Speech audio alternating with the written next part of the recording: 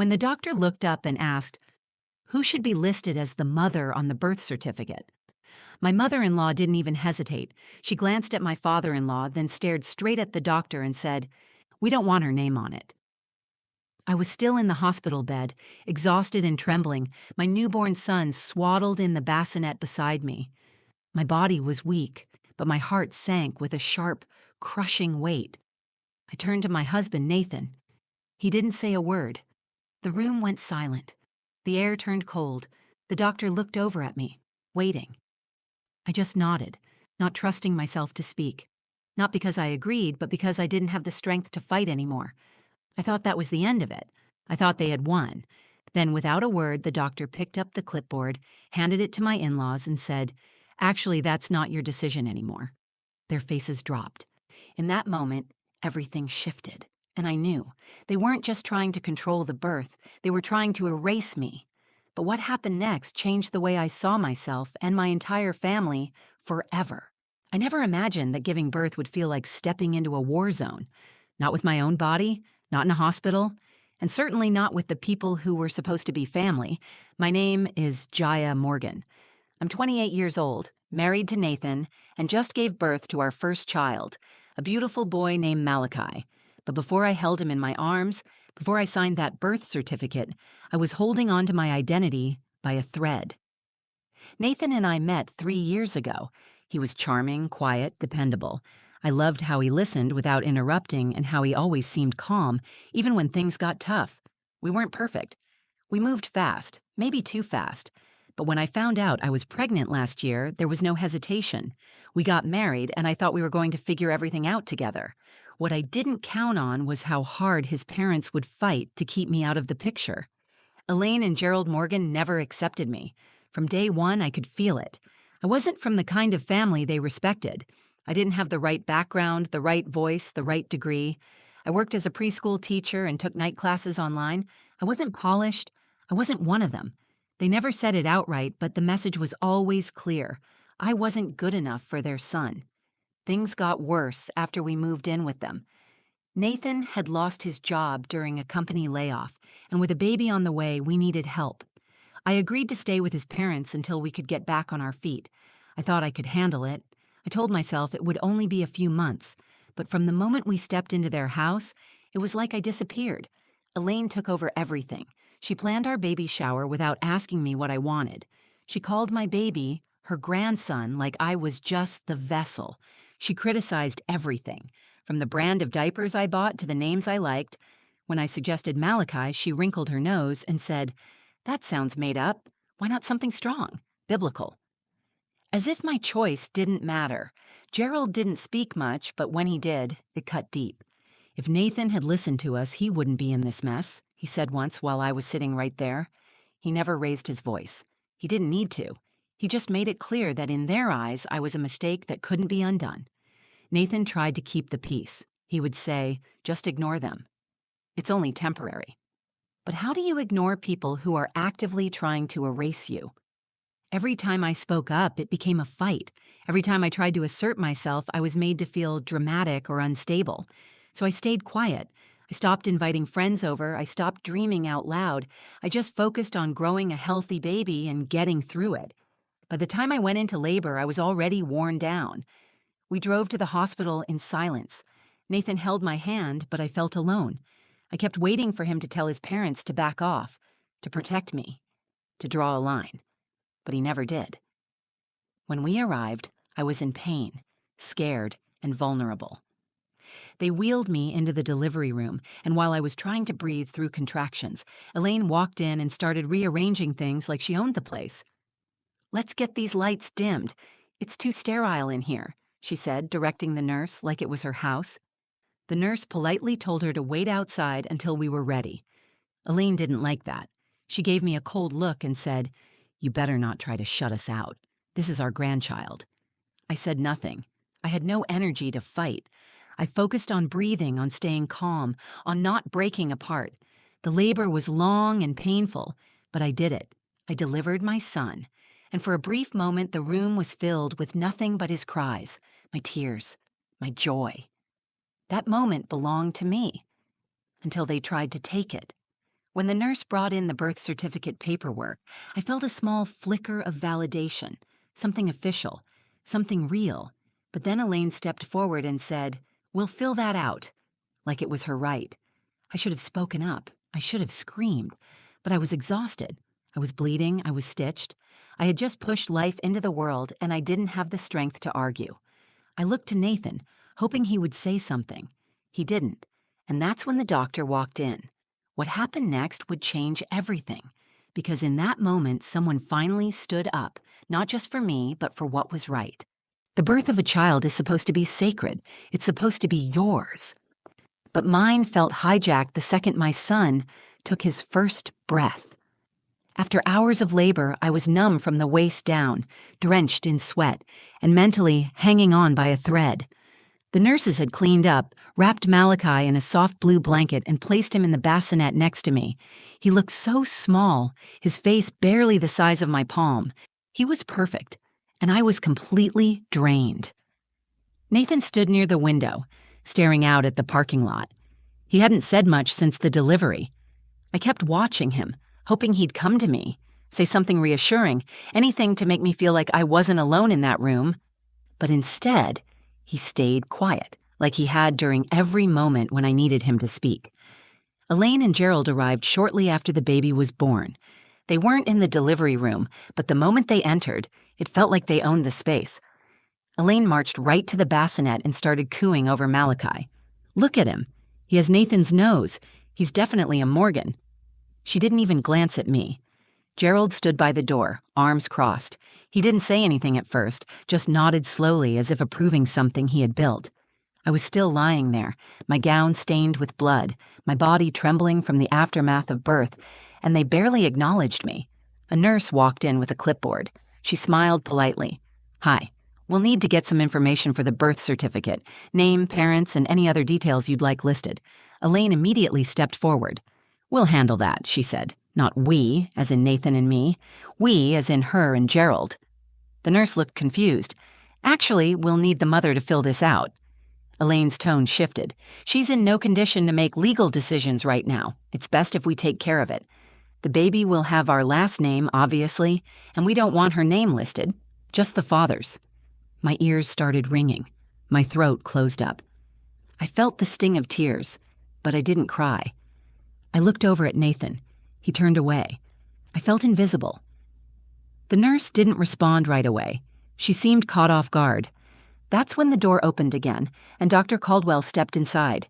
He was a calm, thoughtful man in his early 50s, with kind eyes and a quiet strength that made people listen. He asked, "Everything okay in here?" Elaine spoke first. "We're just getting the birth certificate sorted. We'll be signing for the baby's father. We're not including the mother's name." I waited for him to correct her. I waited for someone, anyone, to push back. No one had before. I had spent 9 months being silenced, steamrolled, ignored. I had stopped expecting people to fight for me. But Dr. Caldwell didn't look at Elaine. He looked straight at me. His voice was steady and firm. "Is that what you want, Jaya?" I opened my mouth, but nothing came out. I didn't know how to answer. I was afraid of making it worse.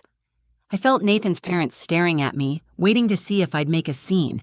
I had no fight left in me, so I nodded slightly, not because I agreed, but because I didn't know what else to do. He paused. Then he turned back to Elaine and Gerald, held out the clipboard, and said, "That's not your decision anymore." Elaine blinked.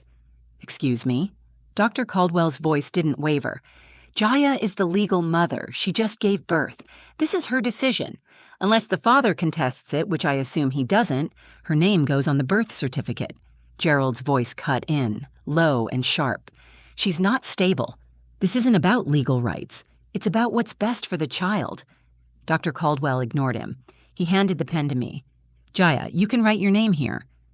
I took the pen. My hand shook so badly I could barely hold it. My name looked messy. The ink smeared a little, but it was there, in black and white. Mine. Elaine's face twisted. "You're making a mistake." I didn't respond. I looked down at Malachi, sleeping peacefully, unaware of the storm in the room. In that moment, something shifted inside me. I had been afraid for so long, afraid to speak, afraid to take up space. But now I was holding the proof that I mattered, that I was his mother, and no one could take that away from me. That was the day I stopped letting them speak over me. The pen was still in my hand when Dr. Caldwell stepped aside. The room had gone quiet again. Not the soft, peaceful kind of quiet, but the kind that feels like a warning. Elaine stood with her arms folded, her lips pressed so tightly together they'd gone pale. Gerald was pacing slowly by the window, pretending to stay calm, but I saw the anger in his jaw. He was seething. I looked at Nathan. He was still near the corner of the room, almost as if he had faded into the wallpaper. He had just watched his parents try to erase me, and he had said nothing. I wanted to scream. I wanted to ask him why he let it get this far. But I was still recovering from labor, bleeding into thick hospital pads, my abdomen raw and sore. I couldn't scream. I could barely speak. But my mind was clear, and I knew something had changed. The doctor had drawn a line, and now it was my turn. I handed the clipboard back to Dr. Caldwell. He looked it over, then nodded and smiled at me. Just a small, genuine expression, like he was proud. Then he turned toward Nathan and asked, "Would you like to add your name as the father?" Nathan opened his mouth, then hesitated. "Yes," he said, "of course." The nurse stepped forward, guiding him gently through the paperwork. I watched him sign, and for the first time that day, he looked at me. His eyes were heavy, not angry, but ashamed. Elaine broke the silence again. "Nathan, don't do this. She's manipulated you from the start. You're giving her a place she doesn't deserve." He turned toward her slowly. "She's the mother of my child. She just gave birth to him. She deserves everything." It wasn't loud. It wasn't dramatic. But in that moment, Nathan's voice finally meant something. Gerald stopped pacing. Elaine's mouth fell open slightly. Then she turned her face away like she couldn't even bear to look at him. I was too stunned to speak. Nathan had always tried to keep the peace. That had been his survival tactic with his parents. Say little, stay small, avoid conflict. I had spent the entire pregnancy watching him play that part. But now he was choosing something else. He was choosing me. Dr. Caldwell handed me a copy of the signed paperwork. "Everything is in order," he said. "Congratulations, Jaya." I stared at that piece of paper. My name was there. Official, legal, permanent. That document didn't just name me as a mother. It proved that I existed, that I mattered, that I had a place in my son's life no one could take away. Elaine made one final attempt. She turned to the doctor, her voice icy. "You've overstepped your authority. We'll speak with the hospital board about this." Dr. Caldwell didn't flinch. "Please do.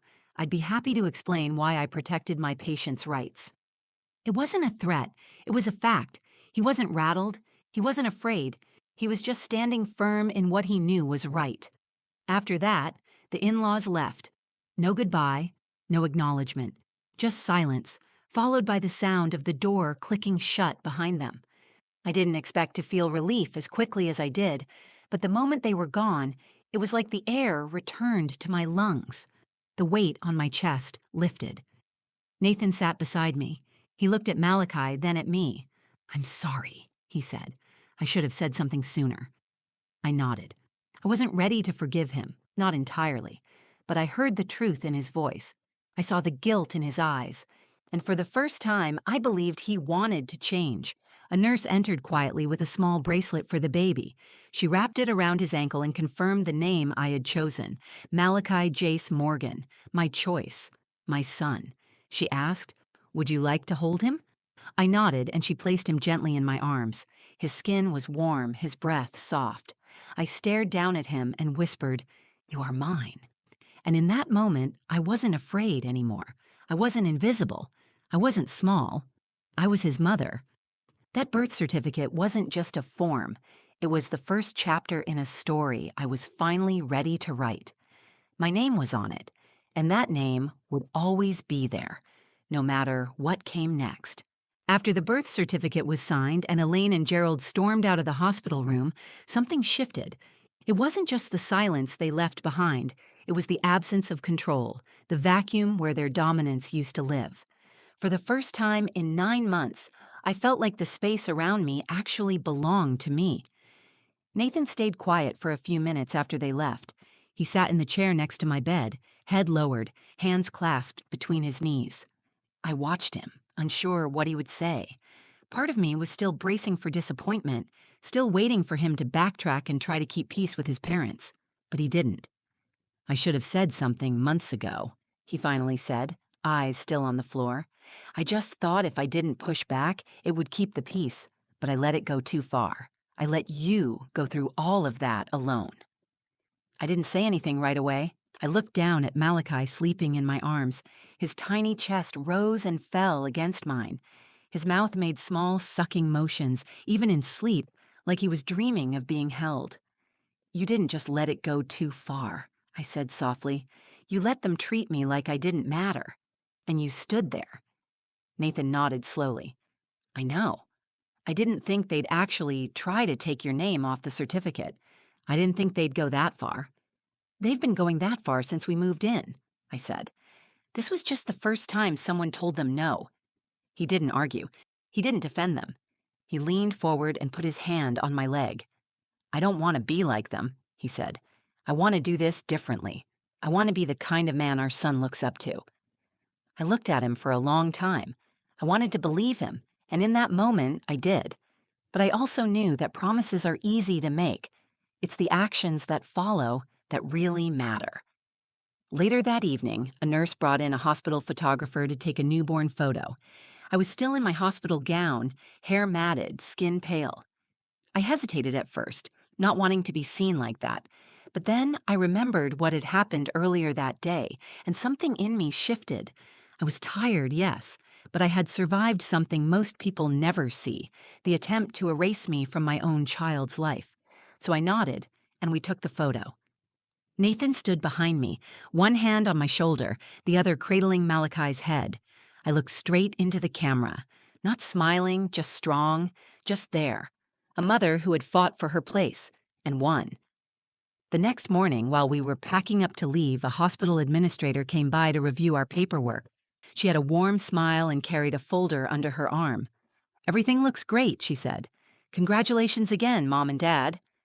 Hearing her say that made my chest tighten, not out of fear this time, but relief. Someone had acknowledged me, without hesitation, without permission, just truthfully, simply, rightly. As she turned to leave, she paused and said, "Doctor, Caldwell asked us to add a note to your file. He said to remind you if you ever need someone to advocate for you again, you can always ask for him." I didn't expect that. My throat closed up. I nodded and whispered, "Thank you." After she left, I sat on the edge of the hospital bed and looked at the copy of the birth certificate again. My name, Jaya Morgan, right next to Mother. Just seeing it printed on the page felt like healing, not because it was validation from anyone else, but because it was proof of everything I had endured and everything I had claimed for myself. We took our son home that afternoon. Nathan and I agreed that we wouldn't return to his parents' house. He called them that night, told them we were finding a new place, and that until they could treat me with respect, they wouldn't be involved. Elaine's voice was cold and sharp through the phone. "You're throwing away your family." "No," he said, "I'm protecting mine." That was the last time they tried to cross that line. We left the hospital the next day, stepping out into crisp morning air with a brand new car seat, a hospital bag that felt twice as heavy, and a baby who had no idea what he'd already survived. Nathan held the door open for me as I climbed into the back seat with Malachi, and for the first time since the pregnancy began, I felt a strange mix of peace and purpose. We didn't go back to his parents' house. That was a decision Nathan made without asking, and it was the right one. We checked into a short-term rental with just enough room for the three of us. It wasn't fancy. The walls were thin, the water pressure low, but it was ours. It was quiet. And no one stood at the door trying to decide who deserved to be a parent. In those first few weeks, I had plenty of time to think. I spent most of it awake feeding Malachi, trying to learn his rhythms and figuring out how to calm him when nothing else worked. But more than that, I spent that time reclaiming the pieces of myself I had lost. I had entered motherhood scared, uncertain, and surrounded by people who believed I didn't belong. But I had come out of that hospital stronger than I had ever been. I I started talking to other mothers online. I found forums and message boards where women shared stories of in-laws, birth trauma, legal complications, and silent partners. Some of their stories mirrored mine, others were worse, but all of them carried the same underlying message. Too many women were fighting alone. So I started writing. At first, it was just journal entries on my phone during late-night feedings. But then I turned those entries into posts. I wrote about what happened at the hospital, about what it felt like to almost be erased from my son's story, and what it meant to finally take back my voice. I didn't expect the posts to go anywhere. They did. One by one, people began to respond. Some shared their own stories. Others simply said, "Thank you, I needed to read this." That was the moment I understood that what happened in that hospital wasn't just about me. It was about every woman who's been told to sit down and stay quiet during the most important moments of her life. It was about every mother whose voice was dismissed, whose role was questioned, whose name was almost left off the page. Nathan changed too, slowly but honestly. He started therapy to work through the grip his parents had on him. He began setting boundaries, real ones, not the soft lines he used to draw in the sand. When his mother sent a message asking to see Malachi, he didn't ignore it. He replied directly, "Until you can respect Jaya as Malachi's mother, there will be no visits." She didn't respond. She didn't need to. The silence was answer enough. Nathan still has work to do. So do I. But we're doing it together now. And not from a place of fear or obligation, but from a place of truth. Our family is small, just the three of us. But it's real. And it's honest, and it's grounded in something his parents never gave us: respect. People think the most important day of a child's life is the day they're born. But for me, the most important day was the one after. The day I looked at a form with my name printed in ink and understood that no one could take it away. Not legally, not emotionally, not ever. I've kept that copy of the birth certificate in a safe place. Not because I need to prove anything anymore, but because every time I look at it, I remember what it cost. I remember what I stood up for, even when my voice was shaking. I remember who I became. I became a mother, not just biologically, not just legally, but entirely, fully, proudly. And to anyone listening who's been made to feel invisible or voiceless, I want to say this: your story matters. Your name matters. Don't wait for someone else to give you permission to take your place. You were never meant to be quiet. The moment I held that document in my hands, I understood something I wish I had known sooner. Being a mother doesn't begin when you give birth. It begins when you choose to stand up for your child, for yourself, and for the future you refuse to surrender. That's the day I stopped letting them write the story. That's the day I started writing my own. If this story moved you, if it made you think about family, about motherhood, or about finding your voice when the world tries to silence it, then don't let it stop here. Like this video if it resonated with you. Share it with someone who might need to hear it. Comment below and tell me your story, or simply let me know you're out there. I read every one of them, and if you want more stories that are raw, real, and honest, subscribe to the channel. This is just the beginning. We are not here to be erased. We are here to be heard. Thank you for watching. I see you, and I'm glad you're here.